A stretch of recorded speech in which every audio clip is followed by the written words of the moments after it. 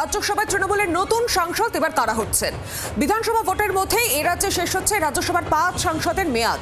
ঋতব্রত বন্দ্যোপাধ্যায়, সুব্রত বক্সী, সাকেত গোখেল, মৌসুম নূর, এর পাশাপাশি সিপিএম এর বিকাশ রঞ্জন ভট্টাচার্য।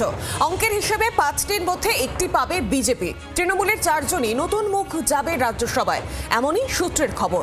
সময় শেষে হওয়া একজন সাংসদ এবার লড়বেন বিধানসভা ভোটে। সুব্রত বক্সী আর নাও যেতে পারেন সংসদে। সাকেত গোখেলকে আর না পাঠানোর সম্ভাবনা বেশি। মৌসুম নূর ইতিমধ্যেই কংগ্রেসে যোগদান করেছেন, অর্থাৎ তার পদ কিন্তু শূন্যই রয়ে গিয়েছে। আর বিস্তারিত আপডেট নেব কারা হচ্ছেন এবারের সাংসদ। বিস্তারিত আপডেট দেবেন সরাসরি আমার সঙ্গে রয়েছেন প্রতিনিধি প্রবীর চক্রবর্তী। প্রবীর, নতুন মুখ কাকে কাকে দেখা যাবে, কি অনুমান করা হচ্ছে, কি আপডেট রয়েছে তোমার কাছে?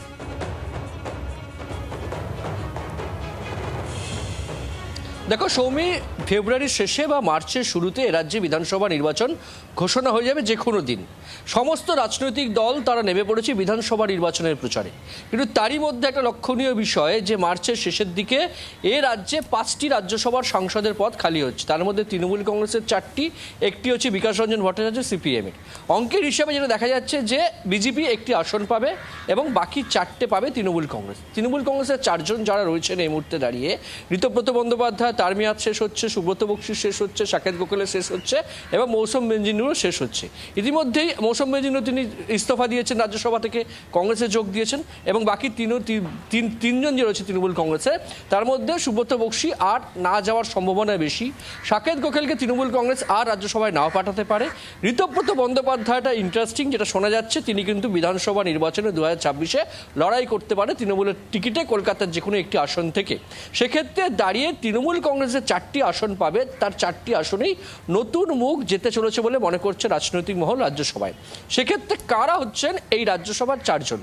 তৃণমূল কংগ্রেস সূত্রে খবর 4 জনই তৃণমূল কংগ্রেস করেন, এরম কিছু নয়। 2-1 বিশিষ্ট ব্যক্তি রয়েছেন যাদেরকে কিন্তু তৃণমূল কংগ্রেস রাজ্যসভায় পাঠাতে চলেছে বলে মনে করা হচ্ছে। আর 2-1 অবশ্যই তারা তৃণমূল কংগ্রেসের সঙ্গে যুক্ত, ভালো বক্তা, দিল্লি রাজনীতি বোঝেন, এরকম 4 জনকে কিন্তু তৃণমূল কংগ্রেস ইতিমধ্যেই খুঁজে বার করেছে। যদিও 4 জন তারা কারা এখন কিন্তু প্রকাশ্য নয়, কিন্তু তার মধ্যে 2-1 বিশিষ্ট ব্যক্তি থাকছে, এটা জানা যাচ্ছে।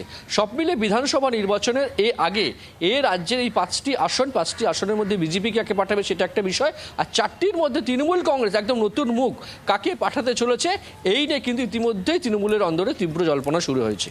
একেবারেই প্রবীর, এটাই দেখার যে কোন নতুন মুখ আসতে চলেছে সেদিকে নজর। আপাতত ধন্যবাদ তোমাকে।